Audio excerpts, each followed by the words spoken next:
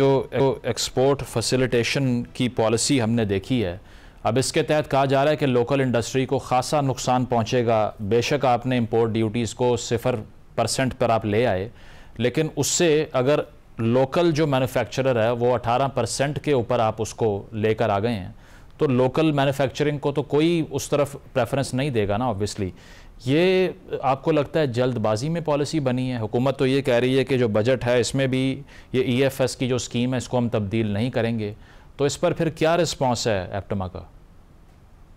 जी, बिस्मिल्लाहिर्रहमानिर्रहीम। बड़ी मेहरबानी, आपने मुझे मौका दिया अपने प्रोग्राम पे। मैं सिर्फ ये वजाहत करना चाह रहा हूँ कि ये जो स्कीम आई थी EFS, एक्सपोर्ट फैसिलिटेशन स्कीम, इस स्कीम का पर्पस कुछ और था। इस स्कीम के बुनियादी तौर पे दो पर्पस थे। पहला इसका पर्पस था कि पूरी आपकी डोमेस्टिक वैल्यू चेन और साथ साथ आपकी जो इंपोर्ट है वो दोनों बगैर GST के ऑपरेट करें, क्योंकि जब 18% GST लागू होता है तो या तो वो इनपुट आउटपुट में एडजस्ट होता है या फिर वो एक्सपोर्ट की शक्ल में रिफंड में जाता है। और वो फिर आपको पता है हमारे रिफंड महीनों महीनों सालों साल फंसे रहते हैं FBR में।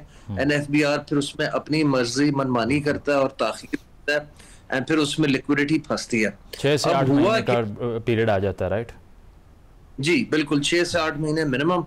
अब हुआ क्या कि ये स्कीम बड़ी अच्छी थी और इस स्कीम पे बड़ी मेहनत की गई थी, और स्कीम का पर्पस ये था कि आपकी सारी डोमेस्टिक वैल्यू चेन रजिस्टर हो एंड वो इसका हिस्सा बने इस स्कीम का, ताकि उसको GST अदा ना करना पड़े। एंड जो कुछ रॉ मटेरियल आप इंपोर्ट करते थे, कॉटन, फाइबर, धागा, कपड़ा, उस पे भी GST की अदायगी ना हो, सारी चेन बगैर GST के चले और रजिस्टर हो।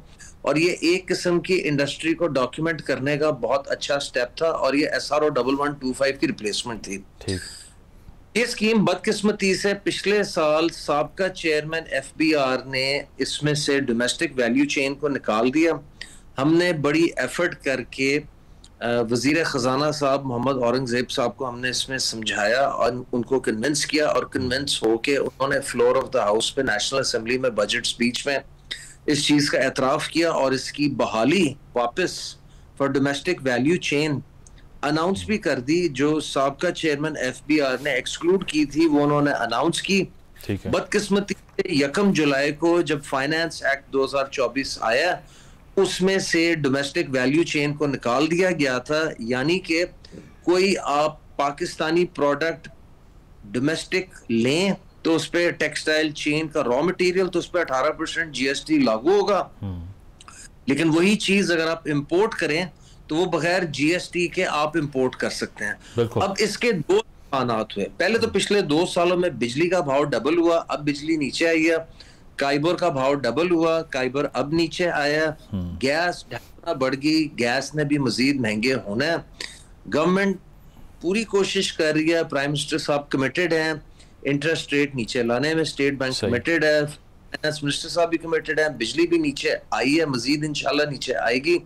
लेकिन हमारी ऑलरेडी इस पॉलिसी की वजह से तबाह हो गई है। जब से 1 जुलाई 2024 से आपने डोमेस्टिक वैल्यू चेन को निकाला है, इसमें जिनिंग सेक्टर, स्पिनिंग सेक्टर और अब वीविंग सेक्टर भी तबाही का निशाना बन रहा है कि वो बंद हो रही हैं मिलें। 120 से ज्यादा हमारी टेक्सटाइल मिल्स बंद हो चुकी हैं जो एप्टमा मेंबर्स हैं, एंड फी मिल 500 से 800 बंदा एम्प्लॉयड होता है। तो आप वो सोचें, अनएम्प्लॉयमेंट का क्राइसिस भी है। लेकिन कामरान साहब, इसके अलावा डॉलर्स का इन्फ्लो देखें ना, 1.5 बिलियन डॉलर्स की इंपोर्ट अब कहा जा रहा है कि हो जाएगी और एक्सपोर्ट 1 बिलियन डॉलर के अराउंड होगी।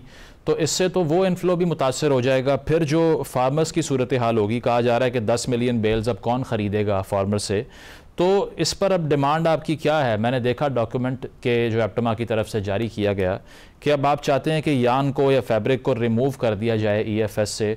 ग्रेश फैब्रिक भी इससे मुतासर हो रहा है। तो अल्टीमेटली अब अगर गवर्नमेंट बात नहीं सुन रही, डिमांड क्या पुटअप करनी चाहिए to save the local industry जो कि डिस्ट्रॉय हो रही है, जो आपने कहा? सर, हमने बड़ी कोशिश की है, पिछले 1 साल से हम लगे हुए इस जद्दोजहद में। पिछले जून से FBR का दरवाजा खटखटाया, कॉमर्स मिनिस्ट्री का खटखटाया, फाइनेंस मिनिस्ट्री का खटखटाया। एंड में जब किसी ने हमारी सुनवाई नहीं की। हम IMF से भी जाके मिले, साबका कंट्री हेड IMF की इससे जाके मिले, मौजूदा कंट्री हेड IMF से भी जाके मिले। वो FBR को ब्लेम करते हैं, FBR IMF को ब्लेम करता है। हम इसमें तंग आ चुके हैं।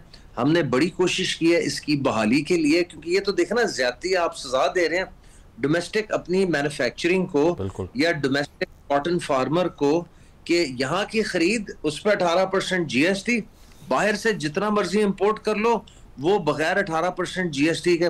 आप तो खुद अपनी इंडस्ट्री तबाह कर रहे हैं। कौन सा दुनिया का मुल्क है जो अपनी सनत तबाह करता है? True. आपकी इतला है, टर्की हमारा बड़ा अच्छा दोस्त है, लेकिन उन्होंने 15 साल पहले अपनी सनत को बचाने के लिए 18% anti dumping duty Pakistani textile product पे लगा दी थी। इंडिया, चाइना, मलेशिया, उन सारों पे उन्होंने 24 से 32% लगाई। अब पे एक किस्म का एहसान किया था, कम इंपोर्ट ड्यूटी लगा के। दोस्त वो हमारे आज भी बहुत अच्छे हैं, लेकिन उन कारोबार पहले आता है, अपनी सनत, अपना माशी पर्पस पहले आता है, फिर उसके बाद दोस्तियां निभाई जाती हैं। जब आपका इंडिया के साथ फ्री ट्रेड था, हमने वाघा बॉर्डर या कराची बॉर्डर खोला था, ड्यूटियां जीरो की थी, उन्होंने तब भी ड्यूटियां जीरो नहीं की थी। वो अपनी मर्जी, अगर कोई प्रोडक्ट शॉर्ट होती थी तब करते थे। चाइना में आप स्टील इंपोर्ट नहीं कर सकते क्योंकि उन्होंने अपनी स्टील मिलें चलानी है, उन्होंने यूरोप की या किसी और। तो एज पर यू इस पॉलिसी को रिवाइज करना पड़ेगा अगर इंडस्ट्री को बचाना है, राइट? हमारा सर मुतालबा ये है कि अगर ये बहाल नहीं करते तो आप इमीडिएटली हमारे 2 प्राइमरी रॉ मटेरियल यार्न और फैब्रिक को EFS की स्कीम से निकाल